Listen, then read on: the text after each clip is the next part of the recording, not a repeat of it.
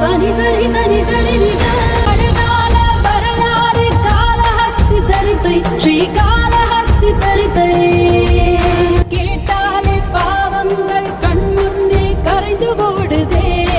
தீருதே பரமசிவனின் பக்தன் ஒருவன் சிலந்தியாக ஜன்மம் கொண்டு இளைய சிவனுக்கு ஒரு கூரையிட்டது சிலந்தி பக்தி பரீட்சிக்க முடிவு பண்ண முக்கண்ணன் வெற்றி கண்டினார்